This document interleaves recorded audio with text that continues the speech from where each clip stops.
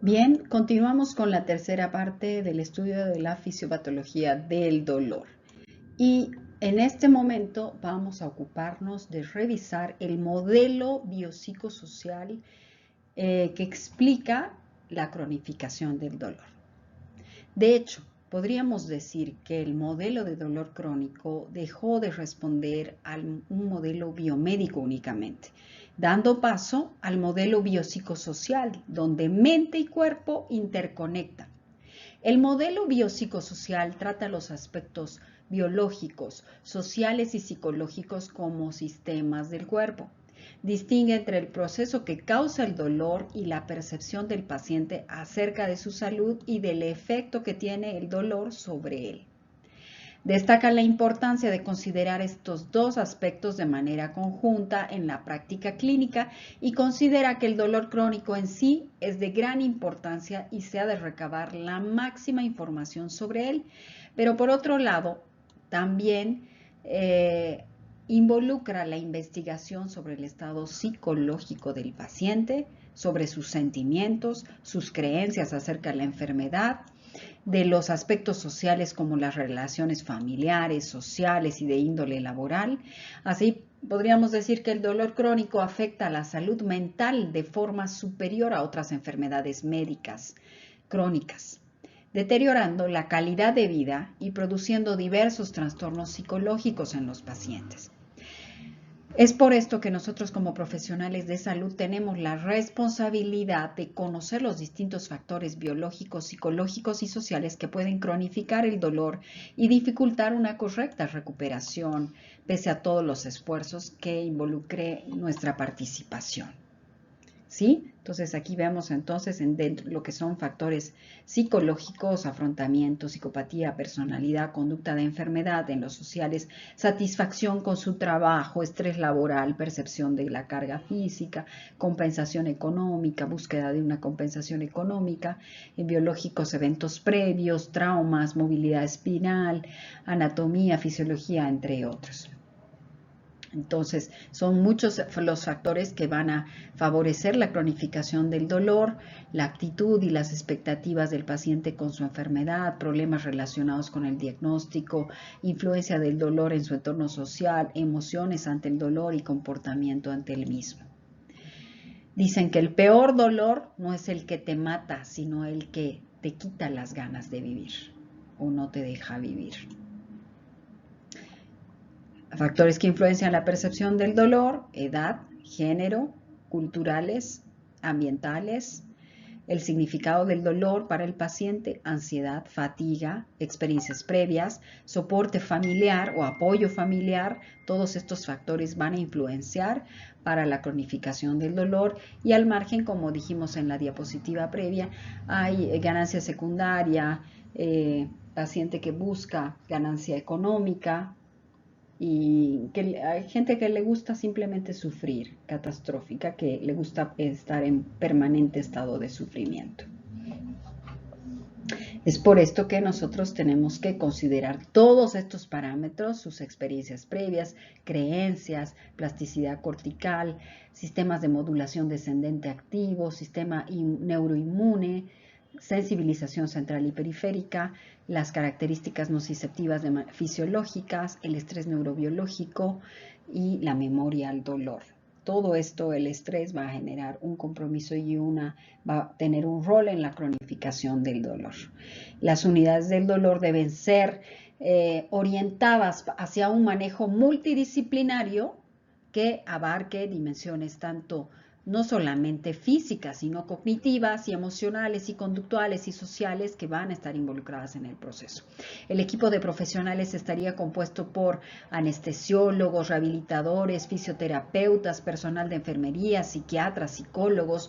El trabajo común de este equipo permitiría un tratamiento multidisciplinario en el que se incluiría un tratamiento médico, bloqueos nerviosos, infiltraciones, ejercicios de fisioterapia, estimulación eléctrica local, aplicaciones de calor y frío, psicoterapia individual y grupal, manejo del estrés, entrenamiento en meditación, modificación del comportamiento, higiene del sueño, expresión emocional, etcétera, etcétera, etcétera. Multimodal, multidisciplinario. Ahora sí pasamos a lo que es la clasificación del dolor, que ya hemos revisado en la primera parte de la taxonomía de la IASP. Bueno, hacemos un recordatorio sobre lo que es la clasificación en somático superficial, ¿sí?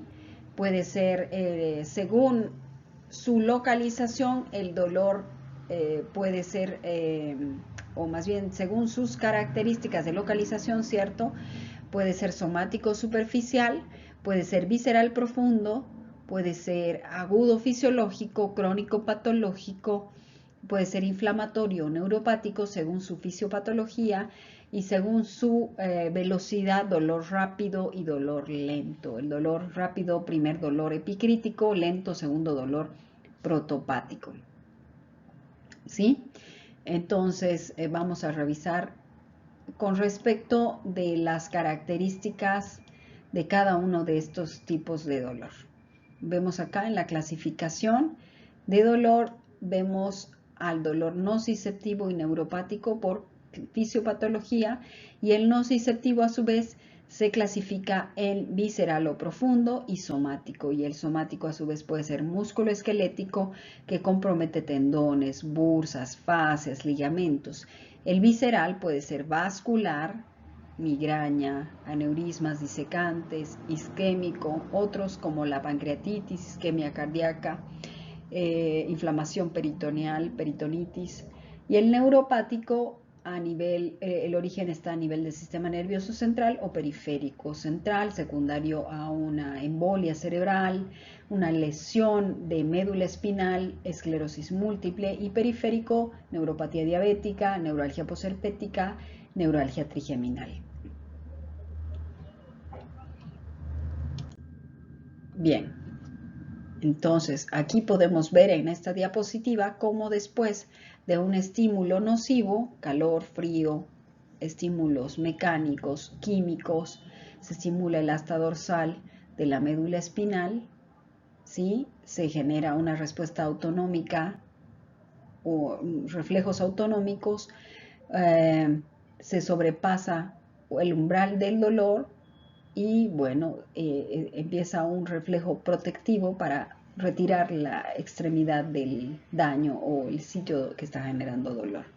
Viene el dolor inflamatorio, que puede ser por una inflamación periférica, tiene síntomas positivos por la presencia de inflamación y lesión tisular, ¿sí? Existe un dolor espontáneo por hipersensibilidad, el umbral del dolor es bajo y genera o promueve la reparación. Es un dolor protectivo, de protección, el dolor inflamatorio. Luego viene lo que es el dolor patológico, que es un dolor que ocurre de manera espontánea por hipersensibilidad, considerado dentro de este grupo el dolor neuropático secundario a una lesión neurológica, ¿sí? Y puede tener síntomas positivos o negativos secundarios a una lesión de nervio periférico dañado o central. Ocurre entonces, aquí vemos cuando el nervio periférico está dañado y cuando existe una lesión de médula espinal, un proceso central, un procesamiento anormal de la información dolorosa. Entonces va a ocurrir una mala adaptación y alteración en los umbrales del dolor y se considera una enfermedad del sistema nervioso central. Y tenemos el dolor disfuncional donde no existe ninguna lesión neuronal, no existe inflamación, pero sí hay síntomas, ¿sí? Los nervios periféricos están intactos, el sistema nervioso central, la médula espinal intactos, pero existe un procesamiento anormal. Este es un dolor de tipo espontáneo por hipersensibilidad. Hay muchos síndromes de sensibilización central que generan esta manifestación sin tener una causa. Aquí vemos en esta clasificación, podemos ver clasificación de dolor nociceptivo por lesión tisular, dolor neuropático, por lesión del sistema nervioso central o periférico. Vemos otros tipos de dolor, ¿sí? Por disfunción neurológica sin daño, como la fibromialgia. El dolor nociplástico está en este grupo. Y cuando se mezclan los tres tipos de dolor, está el infierno mismo. ¿A qué se denomina dolor nociplástico? Es aquel dolor que surge de la nocicepción alterada, a pesar de que no hay evidencia clara de ningún daño tisular real o potencial que cause la activación de nociceptores periféricos o la evidencia de enfermedad o lesión del sistema somatosensorial que pueda ser origen o causa de su dolor. Esta es una nueva definición, está dentro de la nueva clasificación de dolores, de tipo de dolor con estas características. Bueno, tenemos el dolor por temporalidad, por aparición agudo fisiológico nociceptivo, de inicio súbito, aparece como consecuencia sensorial inmediata a la activación del sistema nociceptivo, cede durante el proceso de cicatrización, es un dolor de protección, ¿sí? Por una estimulación nociva periférica, diferentes causas, frío, calor, mecánico, químico, se estimula los nociceptores, pasa todo el proceso de 4 fases y se hace consciente. Tenemos el dolor patológico que persiste mucho tiempo después del restablecimiento de la lesión, si es que existió, tal vez nunca existió, suele ser resistente a analgésicos de uso común, es un dolor malo, ¿sí? Y que puede también a su vez ser inflamatorio y neuropático. Cuando es inflamatorio, es un dolor espontáneo por hipersensibilidad, bajo umbral de dolor, se genera alodinia, existe hiperalgesia por una respuesta incrementada frente al dolor. Es un dolor inflamatorio y tenemos el dolor neuropático que es espontáneo, secundario a una embolia cerebral o una lesión de médula espinal que genera este dolor crónico de tipo patológico. Según la velocidad de conducción tenemos el dolor rápido, el primer dolor o epicrítico, que es una sensación intensa, aguda, punzante, eléctrica que se inicia o desaparece con rapidez después de la lesión, se localiza con precisión, no se siente en los tejidos más profundos del organismo, dura más o menos 0.1 segundos después del estímulo. Las responsables de la transmisión de este tipo de dolor son las fibras A delta con una velocidad de conducción de 6 a 30 metros por segundo, con liberación de neurotransmisor glutamato, ¿sí? Fibras A delta.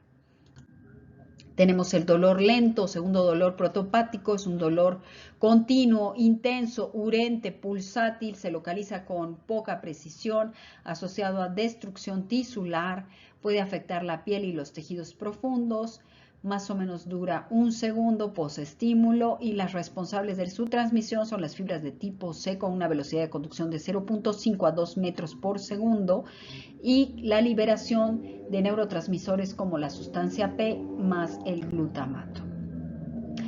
Según su localización, clasificamos al dolor en somático o visceral. El dolor nociceptivo puede ser somático o visceral, o miofacial también. El somático producido por la activación de nociceptores de la piel, huesos, partes blandas, es localizado. Ejemplo, artritis o dolores musculares proveniente de zonas inervadas por nervios somáticos, responde bien al tratamiento con analgésicos según la escalera de la Organización Mundial de la Salud. Y el dolor visceral que está ocasionado por la activación de nociceptores por infiltración, compresión, distensión, tracción, isquemia de vísceras pélvicas o abdominales o torácicas.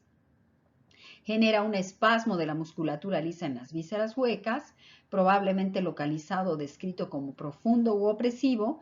Cuando es agudo se acompaña de manifestaciones vegetativas como náuseas, vómitos, sudoración, taquicardia, aumento de la presión arterial y con frecuencia el dolor se refiere a lugares en la piel que pueden estar mucho distantes del sitio de la lesión. Luego tenemos, el dolor somático, periférico, cutáneo superficial, a nivel de piel y mucosas, a causa de la estimulación de la superficie del cuerpo por acción de estímulos externos, es un dolor agudo. El central profundo procede de músculos, dijimos, huesos, articulaciones, tendones, es difuso y sordo. Y tenemos el dolor visceral, que aparece con lesiones o enfermedades de órganos internos por todas las características que hemos mencionado, ¿no? De tipo de lesión visceral. Aquí hacemos la clasificación de tipos de dolor según temporalidad en agudo y crónico. El dolor agudo se suele definir como una respuesta normal, fisiológica y predecible del organismo frente a una agresión química, física o traumática. Es decir, persiste mientras dura el proceso de curación o cicatrización de los tejidos. Por tanto, no excederá 3 a 6 meses, cediendo al remitir la causa originaria. El dolor agudo es un síntoma, la señal de alerta que advierte de la existencia de una agresión, permitiendo poner en marcha los mecanismos de evitación o protección. Además, puede acompañarse de hiperreactividad del sistema nervioso autonómico, manifestándose con la asociación del dolor agudo a ansiedad y signos físicos autonómicos como taquicardia, hipertensión, taquipnea, vómito, sudoración, palidez, entre otros. Puede ser superficial a nivel de piel y mucosas, profundo a nivel de músculos, huesos, articulaciones, ligamentos y puede ser también visceral. Por otro lado, tenemos al dolor crónico que se acepta, que es aquel que dura más de 3 a 6 meses, más allá del tiempo de reparación tisular, perpetuándose por factores distintos del causante original del dolor, sin utilidad biológica, persistente y desproporcionado. El dolor deja de ser un síntoma para convertirse en una enfermedad por sí mismo, asociado a cambios de la personalidad y depresión como tristeza, pérdida de peso, insomnio, desesperanza. En la mayoría de los casos requiere un enfoque terapéutico pluridisciplinar o multidimensional, ya que no se resuelve con los tratamientos habituales. ¿Sí? Tenemos también dentro de las clasificaciones el dolor crónico benigno y el dolor crónico maligno. El dolor benigno que no está asociado a cáncer ni a VIH y el maligno que es un dolor producido en el paciente oncológico que constituye una verdadera urgencia como tal. Tiene varios mecanismos que pueden estar actuando en una o diversas localizaciones y puede estar causado por el propio tumor, por la metástasis o los tratamientos efectuados u otras circunstancias no relacionadas con la enfermedad de base o la enfermedad o la terapéutica del paciente con cáncer. Tenemos el dolor, vamos a caracterizar un poco más al dolor nociceptivo como aquel que aparece en los individuos normales después de un estímulo que produce daño o lesión en órganos somáticos o viscerales. Incluye los dolores procedentes de estructuras no viscerales, incluido el cráneo, meninges, dientes. Se trata de la causa más común de consulta para casi todas las especialidades, sobre todo para aquellas dedicadas al aspecto locomotor como traumatología. Ejemplo de este tipo de dolor nociceptivo: heridas, artritis, dolor postraumático, quemaduras, tendinitis, dolor muscular. Y luego tenemos el dolor neuropático, ya hemos dicho, causado por disfunción del sistema nervioso central o periférico, con generación ectópica de impulsos, con un territorio de inervación de la vía nerviosa afectada, nuevas sensaciones desconocidas aberrantes que se describen verbalmente de manera difícil como hipohipersensibilidad, respuesta a agresión que no corresponde. El tratamiento parcialmente eficaz, antiepilépticos, antidepresivos. Bueno, el dolor que aparece como consecuencia directa de una lesión o enfermedad que afecta al sistema somatosensorial es el dolor neuropático, que a su vez puede ser periférico o central. Engloba cualquier tipo de dolor persistente, ya sea somático o visceral, que con el tiempo desarrolle cambios en las estructuras nerviosas involucradas en la transmisión del mismo. Se debe a una lesión del sistema nervioso o a un mal funcionamiento del mismo y no a una activación anormal de las vías nociceptoras. Difiere del dolor nociceptivo en muchos aspectos. ¿Sí? Es un dolor independiente del estímulo, evocado por el estímulo. Los mecanismos pueden ser por toxicidad, compresión, medicación inmunológica, infecciones o puede ser hereditario.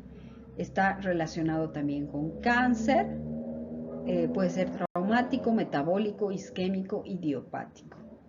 ¿Sí? Tiene particularidades muy especiales que hacen que esto se considere una enfermedad por sí mismo.